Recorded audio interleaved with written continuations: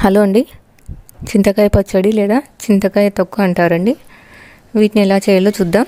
ఇందుకోసం చింతకాయలను సెలెక్టివ్గా తీసుకోవాలి. వీటిని నీట్గా ఇలాగా పుల్లలేం లేకుండా కట్ చేసుకోవాలి. ఇందులోకి పచ్చిమిర్చి, ఉప్పు, పసుపు, మెంతి పొడి వేసి గ్రైండ్ చేయాలండి.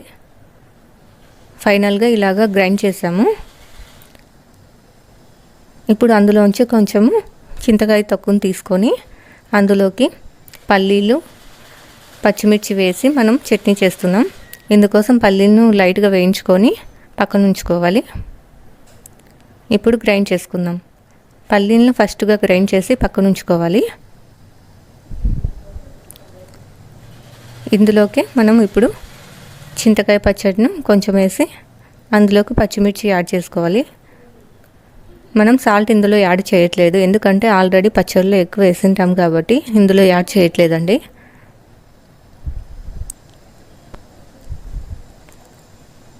చూడండి, ఈ విధంగా మనం గ్రైండ్ చేసుకోవాలి. పల్లీల పొడి కూడా యాడ్ చేసి వాటర్ పోసి ఫైన్ పేస్ట్ లాగా చేయాలి.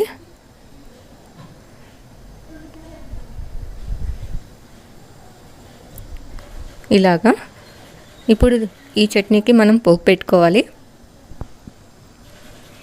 పోపు కోసం ఫస్ట్ ఆయిల్ వేసి ఆవాలు, జీలకర్ర, కట్ చేసిన ఆనియన్ను ఇలాగ యాడ్ చేసుకోవాలి. ఆనియన్ కొంచెం సాఫ్ట్ అయ్యాక కరివేపాకు, ఎండుమిర్చి కూడా యాడ్ చేయాలి. టోటల్గా పోపు రెడీ అయ్యాక మనం ఇందులోకి చట్నీ యాడ్ చేయాలండి.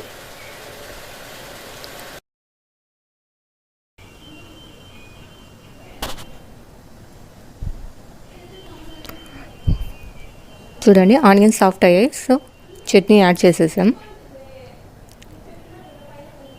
ఒక 1 మినిట్ అలాగా హీట్ చేసేసి మనం ఫ్లేమ్ ఆఫ్ చేసుకోవాలి. ఇది వేడివేడి అన్నంలోకి కూడా సర్వ్ చేసుకుంటే చాలా రుచిగా ఉంటుంది. Thank you for watching.